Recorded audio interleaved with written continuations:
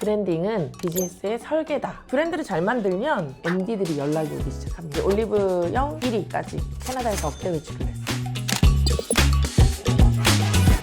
사람들이 브랜딩에 대해서 궁금해하긴 하는데 대체 브랜딩이 뭐냐라고 물어보면 얘기하기가 어려운 것 같아요. 대표님이 생각하기엔 브랜딩은 뭐예요? 브랜딩 나도 어려워.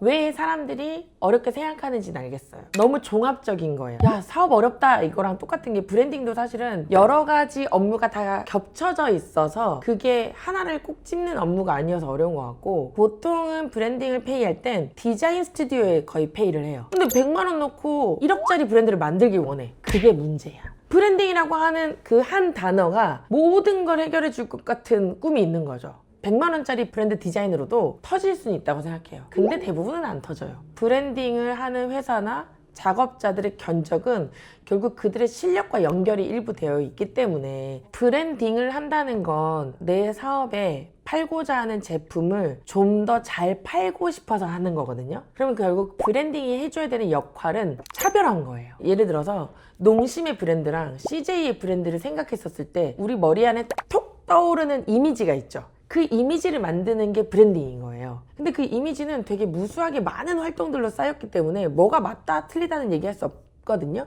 더 어려워졌나요? 브랜딩 할 때 어떤 거를 좀 많이 노력하세요? 감각을 잃지 않게 인풋을 유지하는 일에 가장 애쓰는 것 같아요. 감각은 좀 어떻게 만들어지는 거예요? 저는 사실 이거 저희 직원들도 진짜 많이 물어보고 그런 얘기 많이 하거든요. 저는 대표님처럼은 될 수 없을 것 같아요. 그럼 저는 그렇게 해야죠. 비겁한 몇 명 집어쳐라. 사실 상업신에서 선부적인 감각은 절대 원하지 않아요. 너무 감각이 뛰어나면 소비자들은 사지 않아요. 너무 낯서니까. 너무 낯서니까. 우리가 막 새우깡을 파는데 갑자기 아티스트 감각으로 막 새우깡이 막 팔고 있어요. 그럼 사겠어요? 근데 보통 사람들이 감각이라고 했었을 때 스스로 열등감을 많이 느껴요. 내가 감각적이지 못하다라고 생각하기도 하고, 힙하지 않은 사람들은 뒤처진다라는 느낌이 있으니까 감각은 되게 무조건 좋은 거고 감각이 없으면 무조건 나쁜 거고 막 이렇게 생각하거든요. 근데 저는 감각은 그냥 인풋 대비라고 생각합니다. 충분한 리서치로 인풋이 쌓이면 어쩔 수 없이 나오게 되는 게 아웃풋 감각이라고 생각해요. 저도 계속 트렌드에 대한 인풋, 브랜드에 대한 인풋, 고객에 대한 인풋을 미친 듯이 넣으려고 해요. 브랜딩 하셨던 것 중에 좀 기억에 남는 사례를 조금 알려주세요. 대기업 사례는 NDA가 있어가지고 그건 말할 수 없을 것 같고, 이제 스타트업 브랜드로 그러면 좀 얘기해보자면 제가 처음부터 끝까지 다 작업한 토탈 브랜딩 영역에 해당하는 윙커라고 하는 대체육 브랜드 대표님이 어느 날 저를 찾아오셨어요. 이분이 비건이기도 하고 대체육을 하고 싶대. 디자인도 없었고 아직 시장에 런칭을 안 한 상태, 기술만 있었던 상태였어요. 이걸 좀 단계별로 제가 구분해서 설명을 좀 드리면, 첫 번째 리서치 단계에서는 해외 시장 조사를 엄청 했죠. 그 대체육 브랜드 포함 식품 브랜드를 100개 이상 받고, 이런 식품 패키지들, 요 치킨들, 그냥 식품 카테고리를 다 본다라고 생각하시면 돼요. 그래서 이제 이런 것들을 다 봤던 거죠. 그러면 이제 중요한 건 해외에 나갈 준비를 해야 되잖아요. 근데 우리는 해외에 나가본 적이 없어. 제일 좋은 건 해외에서 잘하는 애들의 패키지를 공부하는 거예요.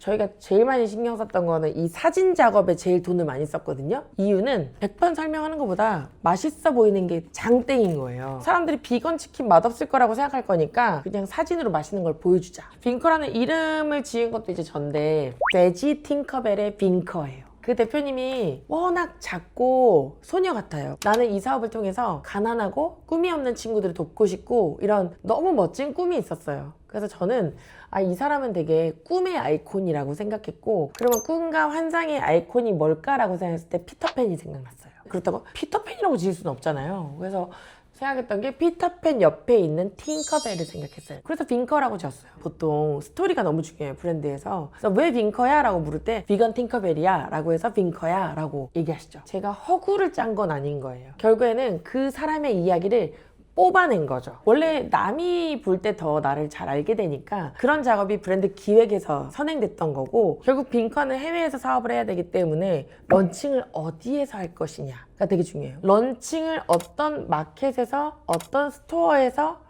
어떤 공간에서 할지를 생각하면 내가 만들고 싶은 브랜드의 퀄리티가 나오는 거거든요. 근데 저희가 생각했던 거는 미국의 팝업 그로서라고 하는 안테나 그로서리가 있어요. 거기에서 런칭해요 대표님 그랬는데, 그때 대표님 그랬어요. 저희가 어떻게 그런 데서 런칭해요. 저는 그냥 거기서 런칭하겠다라고 마음 먹었죠. 하면 되니까. 근데 저희가 런칭하고 나서 1년이 안 돼서 DM이 왔어요.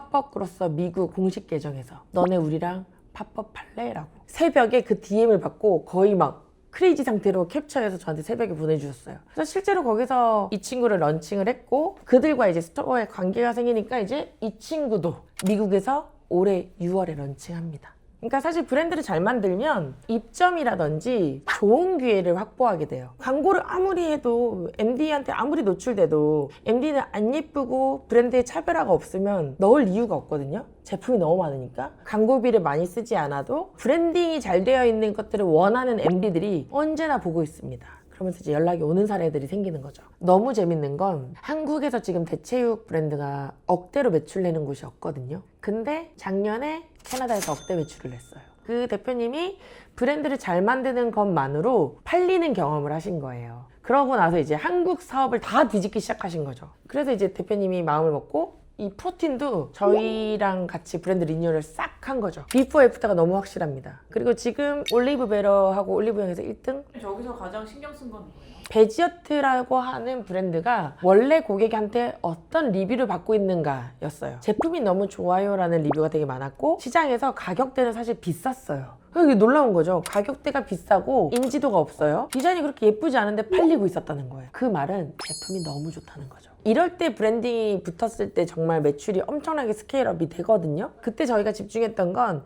이 베지어트를 나만 먹는 게 아니라 내가 선물도 하고 우리 집에 막 올려놔서 자동 바이럴이 될 수 있게끔 매력적으로 만드는 것에 집중했어요. 온라인에서 파는 제품이다 보니까 온라인은 사실은 핸드폰 화면의 4분의 1, 요 썸네일 안에서 클릭을 받아야 되잖아요. 패키지의 텍스트나 이런 거 최대한 빼고 깔끔하게 로고 크게 받고 시각적인 인지를 주기 위해서 컬러를 세팅하고 그런 식으로 이제 패키지 작업을 했었었죠. 대표님이 베지어트 브랜드 작업 리뉴얼 할 때 고민이 많으셨어요. 저희 자사몰 고객들은 다 40대 분들이세요. 그래서 혹시 바꾸면 너무 힙해서 구매를 안 하게 되시지 않을까요? 라고 했는데 제가 뭐라 그럴게요. 왜 40대 무시해요? 40대도 예쁜 거 좋아해요. 40대도요 20대가 먹는 거 먹고 싶어 해요. 되게 재밌는 건 바꾸자마자 자사몰에 고객이 댓글을 달았어요. 드디어 이 집의 패키지가 변했네요.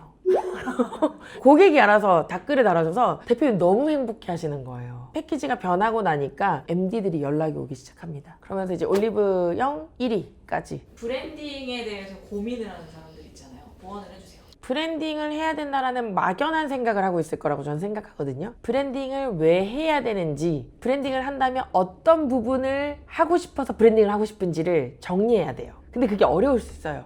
그러면 저는 쉽게는 브랜딩 에이전시, 브랜딩이라고 하는 언어를 갖고 있는 업체들 있잖아요. 견적서를 10개만 받아보면 그들이 브랜딩이라고 하는 그 언어 속에 무엇을 제공하는지가 구조로 보일 거예요. 그리고 나서 아 내가 원하는 게 이거였구나 라고 깨달을 수 있거든요. 그럼 거기에 집중해서 비용을 쓰시는 거. 그러니까 견적서를 받으면 거기에 항목들이 있으니까 이 금액이 여기까지 되는구나라는 걸 좀 파악할 수 있겠네요. 맞아요. 구조적으로. 브랜드 기획이라고 뭉뚱그려서 써놨어요. 그러면 전 그래요. 브랜드 기획이 뭔가요? 기획서를 주는 건가요? 디자인 가이드를 주는 건가요? 상담을 하는 건가요? 이것의 아웃풋으로 내 이메일에 꽂히는 문서는 뭔가요? 라고 물어봅니다. 엄청 다 꼬치꼬치 묻는 걸 어려워해서 견적서를 받고 뭉뚱그려서 내가 원하는 걸 해주겠지라고 생각해요. 그리고 그 일을 하는 사람도 다 해줄 것처럼 굴어요. 근데 그렇지 않은 거죠. 그렇게 이해하시면 좀 좋지 않을까. 그리고 뭐 댓글 달아주시면 제가 열심히 한번 달아볼게요. 궁금한 게 있으면 좋겠네요.